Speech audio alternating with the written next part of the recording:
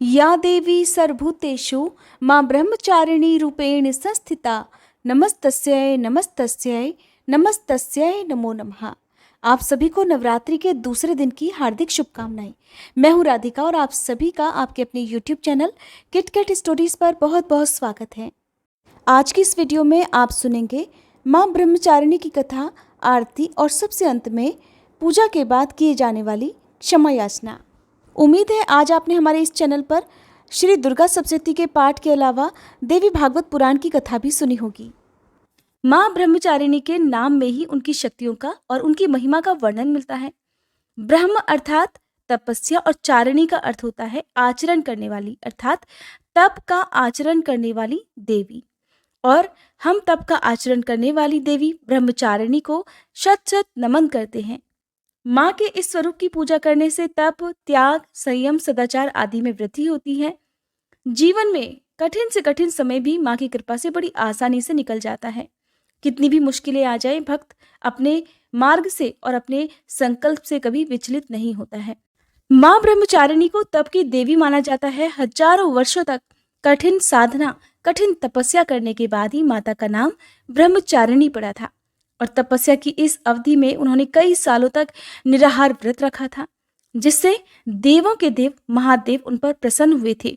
तब महादेव ने प्रसन्न होकर माता पार्वती को अपनी पत्नी के रूप में स्वीकार किया था। मां ब्रह्मचारिणी का ये स्वरूप हमें शिक्षा देता है कि जब तक हम अपने कार्य में सफल ना हो जाएं, तब तक हमें लगातार उसके लिए प्रयास करते रहना चाहिए। मां ब्रह्मचारिणी के एक हाथ में माला और दूसरे हाथ में कमंडल विराजमान है। धार्मिक मान्यताओं के अनुसार ये माता का अविवाहित रूप माना जाता है।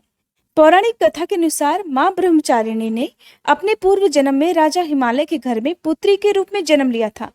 तब देवर्षि नारद के उपदेश से इन्होंने भगवान शंकर को अपने पति रूप में प्राप्त करने के लिए बहुत ही कठिन तपस्या की थी। इस कठिन तपस्या के चलते इन्हें तपस्चारिणी अर्थात ब्रह्मचारिणी नाम से जाना गया। कथा के अनुसार 1000 वर्ष तक उन्होंने केवल फल मूल खाकर व्यतीत किए और 100 वर्षों तक केवल शाक खाकर जीवन व्यतीत किया। कुछ दिनों तक कठिन उपवास रखते हुए देवी ने खुले आकाश के नीचे वर्षा और धूप के भयानक कष्ट भी सहे। इस प्रकार कई हजार वर्षों की इस कठिन तपस्या के चलते ब्रह्मचारिणी माँ का शरीर एकदम क्षीण हो उठा। उनकी ये दशा देखकर उनकी माँ मैना अत्यंत दुखी हुई। देवी की इस कठिन तपस्या से तीनों लोकों में भी हाहाकार मच गया।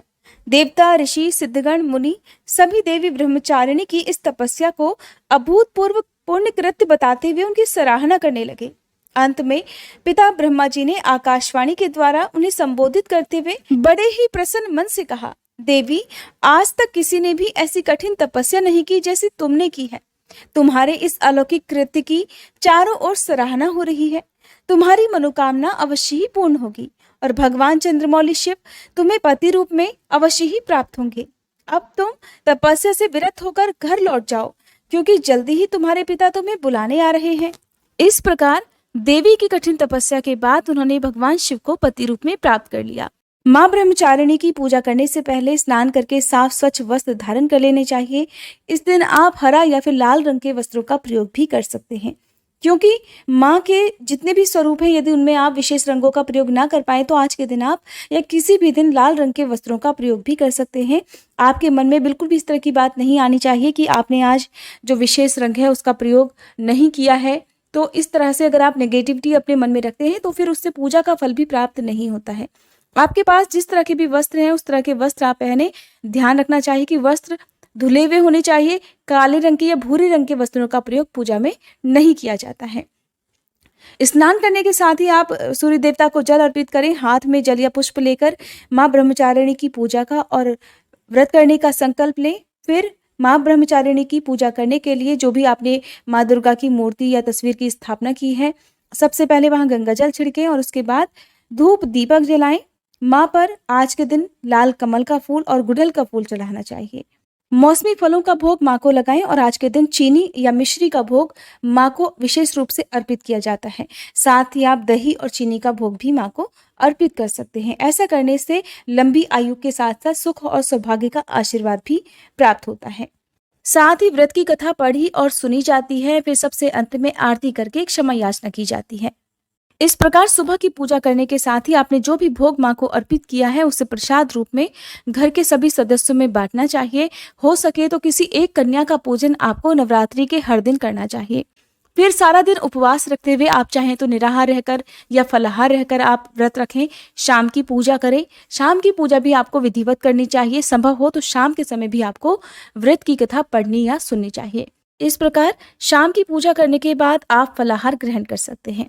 नवरात्रि के व्रत भी दो तरह से रखे जाते हैं। एक केवल मीठा भोजन करके, चाहे वो फलाहार हो मीठा या हलवा हो, या आप सेंधा नमक का प्रयोग कर सकते हैं। तो देखिए, आपको जो भी सही लगता हो, आपकी शारीरिक क्षमता जिस प्रकार की भी हो, आपको उसी के अनुसार व्रत रखना चाहिए। और इस बात का संकल्प भी आपको व्रत के पहले दिन ही ले लेना चाहिए। बीच में आपको नियम नहीं बदलने चाहिए। अब सुनिए माँ ब्रह्मचारिणी की आरती और क्षमा याचना। ओम जय ब्रह्मचारिणी माँ, मैया जय ब्रह्मचारिणी माँ, अपने भक्त जनों पर करती सदा दया। ओम जय ब्रह्मचारिणी माँ, दर्शन अनुपम मधुरम साधना रत रहती, शिव जी की आराधना मैया सदा करती। ओम जय ब्रह्मचारिणी माँ, बाएं हाथ में कमंडल दाहिने में माला, रूप ज्योतिर्मय अद्भुत सुख देने वाला।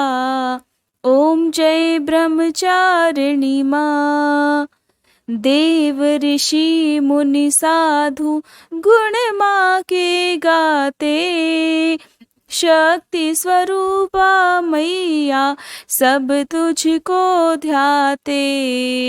ओम जय ब्रह्मचारिणी माँ, संयम तप वैराग्य प्राणी वो पाता, ब्रह्मचारिणी मैया को जो निश दिन ध्याता। ओम जय ब्रह्मचारिणी माँ, नव दुर्गा में मैया दूजा तुम्हारा स्वरूप, श्वेत वस्त्र धारिणी माँ ज्योतिर्मय तेरा रूप। ओम जय ब्रह्मचारिणी माँ, दूजे नवरात्रि मैया जो तेरा व्रत धारे, करके दया जग जननी तू उसको तारे। ओम जय ब्रह्मचारिणी माँ, शिव प्रिया शिवा ब्रह्माणी मैया दया कीजे, बालक है हम तेरे चरण शरण लीजे। ओम जय ब्रह्मचारिणी माँ, शरण तिहारी आई ब्रह्माणी माँ, करुणा हम पर दिखाओ शुभ फल की दाता। ओम जय ब्रह्मचारिणी माँ, मैया जय ब्रह्मचारिणी माँ। सुबह और शाम की पूजा करने के बाद सबसे अंत में हाथ जोड़कर माँ से इस प्रकार क्षमा याचना करनी चाहिए। क्षमा याचना। हे परमेश्वरी, मेरे द्वारा रात दिन सहस्त्रों अपराध होते रहते हैं। अपनी भक्त समझकर मेरे उन अपराधों को आप कृपापूर्वक क्षमा करो। हे परमेश्वरी, मैं आह्वान करना नहीं जानती, विसर्जन करना नहीं जानती तथा पूजा करने का ढंग भी नहीं जानती। मुझे क्षमा करो। हे देवी, हे सुरेश्वरी, मैंने जो मंत्रहीन, क्रियाहीन और भक्तिहीन पूजन किया है वह सब आपकी कृपा से पूर्ण हो। सैकड़ों अपराध करके भी जो भक्त आपकी शरण में जय जगदम्बे कहकर पुकारता है उसे वह गति प्राप्त होती है जो ब्रह्मादि देवताओं के लिए भी सुलभ नहीं है। हे जगदम्बिके, मैं अपराधी हूँ किंतु आपकी शरण में आई हूँ। इस समय दया की पात्र हूँ, आप जैसा चाहो करो। देवी परमेश्वरी, अज्ञान से, भूल से अथवा बुद्धि भ्रांत होने के कारण मैंने जो कुछ भी कमियां अधिक कर दिया हो वह सब क्षमा करो और प्रसन्न हो। हे सच्चिदानंद स्वरूपा परमेश्वरी, जगन माता कामेश्वरी, आप प्रेम पूर्वक मेरी यह पूजा स्वीकार करो और मुझ पर प्रसन्न रहो। देवी सुरेश्वरी, आप गोपनीय से भी गोपनीय वस्तुओं की रक्षा करने वाली हो। मेरी पूजा को ग्रहण करो और आपकी कृपा से मुझे सिद्धि की प्राप्ति हो। अगर आज की ये वीडियो आपको पसंद आई हो तो प्लीज़ वीडियो को लाइक करके, अगर आपने हमारे चैनल को अभी तक सब्सक्राइब नहीं किया है तो सब्सक्राइब भी कीजिएगा और वीडियो को शेयर भी कीजिएगा।